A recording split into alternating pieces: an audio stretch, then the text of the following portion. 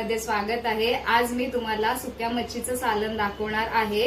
कधी कधी आपल्याकडे पावसाळ्यामध्ये मच्छी अवेलेबल नसते, त्यावेळी घरात असणाऱ्या सुक्या मच्छीचं सालन घरातील कमी साहित्यामध्ये कसं बनवायचं हे मी तुम्हाला दाखवणार आहे। चला तर मग आपण रेसिपीला सुरुवात करूया।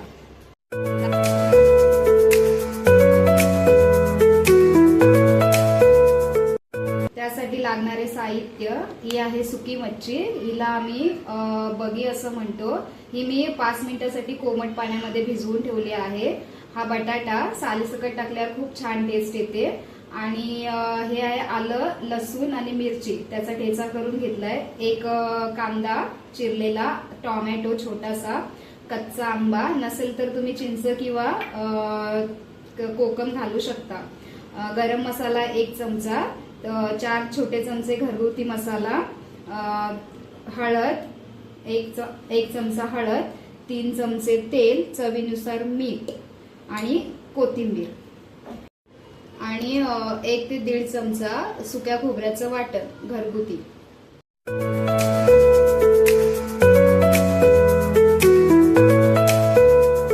आपण रेसिपीला सुरुवात करूया। 3 चमचे तेल,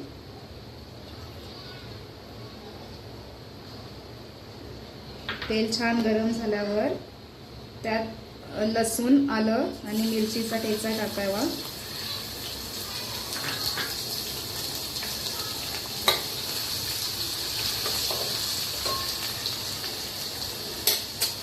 त्यानंतर कांदा,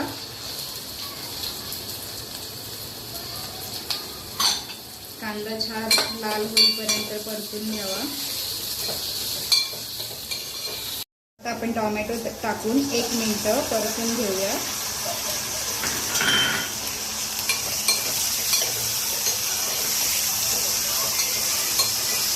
आपण सगळे मसाले टाकूया।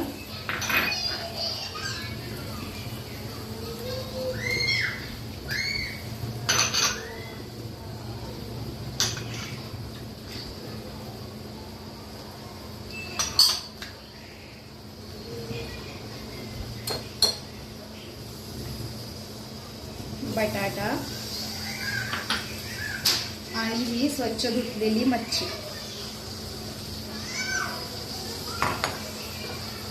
छान मिक्स करून घेऊया।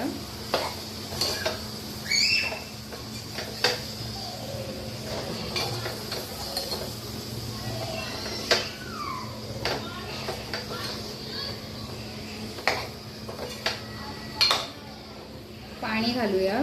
हे मी 2 जणांसाठी करते, तुम्हाला जेवढा हवा असेल तुम्ही तुमच्या अंदाजाने करू शकता।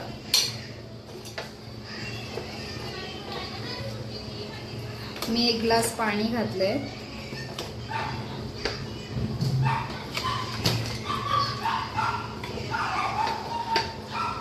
एक ते 1.5 ग्लास पाणी घालतेय। त्यामध्ये हा कच्चा आंबा घालतेय। तुम्ही कोकम किंवा चिंच तुमच्या आवडीनुसार घालू शकता। त्याचप्रमाणे चवीनुसार मीठ।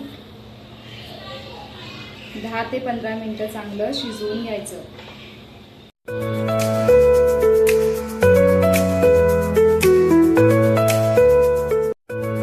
चला तर मग बघूया, आपल्या सुक्या मच्छीचं सालन रेडी आहे।